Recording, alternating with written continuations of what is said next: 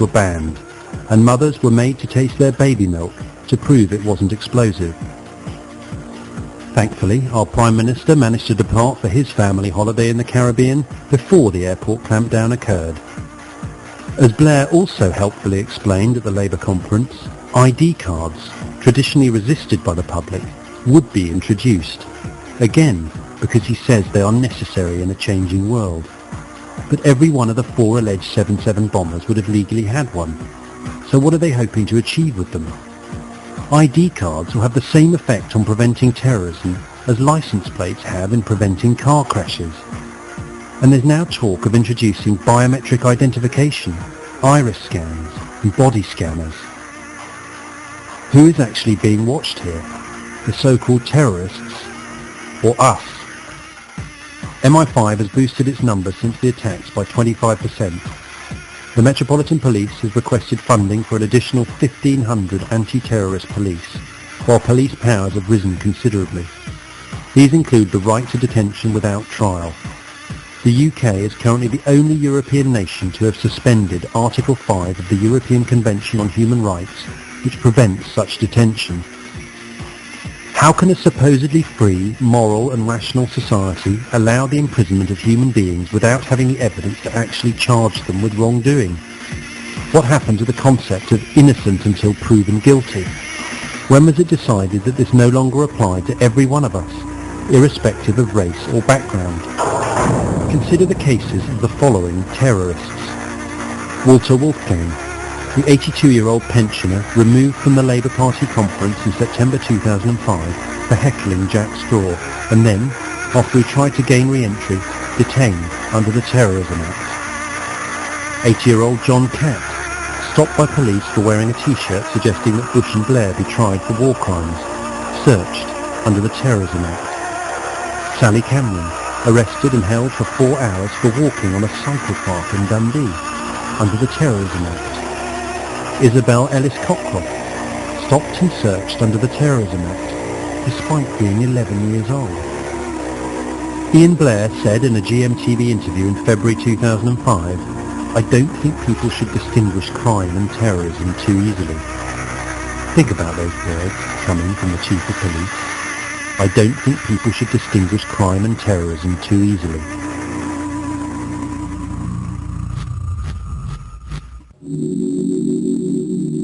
In the most extraordinary and draconian expansion of their powers ever seen in the UK, the Serious Organised Crime and Police Act came into power in 2005. The provision you may have heard about in the media was Section 132, the restriction to demonstrate within 1 kilometre of Parliament Square, obviously an essential tool in fighting organised crime. The first conviction under the Act was in December 2005, after Maya Evans was arrested for reading out the names of British soldiers killed in the Iraq War under the Cenotaph, without permission. Since when was peaceful protest a serious organised crime?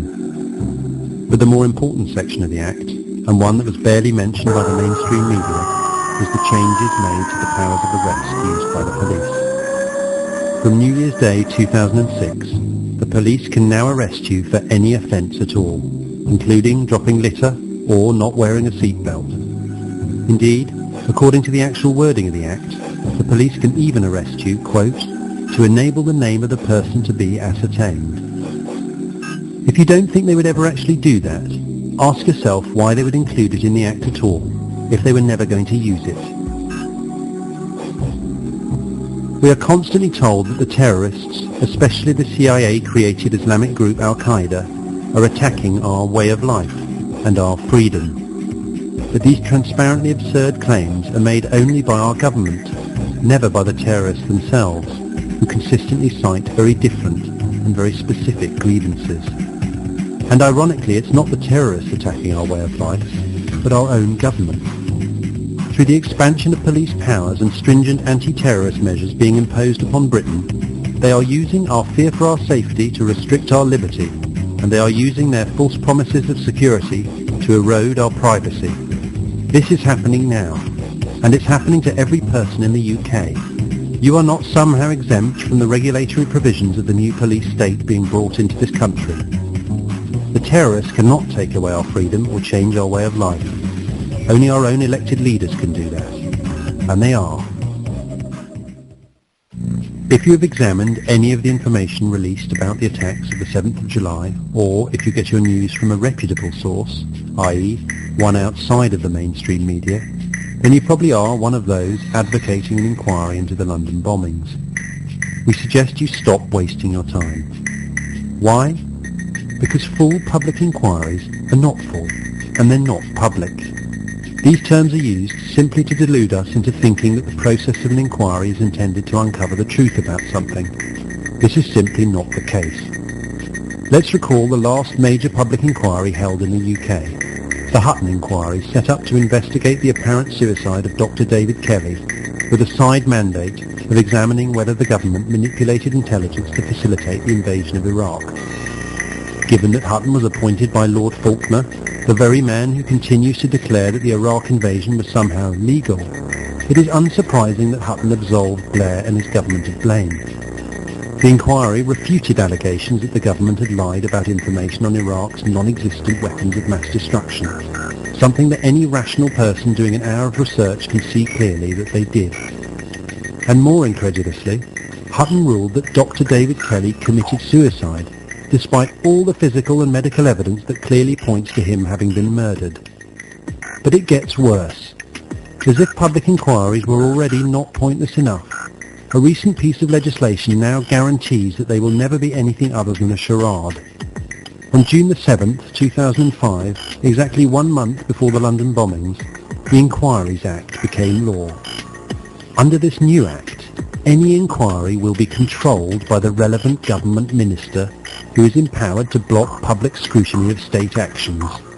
This inexplicable change to the way inquiries are run was openly criticised by the Law Society of England and Amnesty International, who stated that the new act means that any inquiry will be controlled by the executive.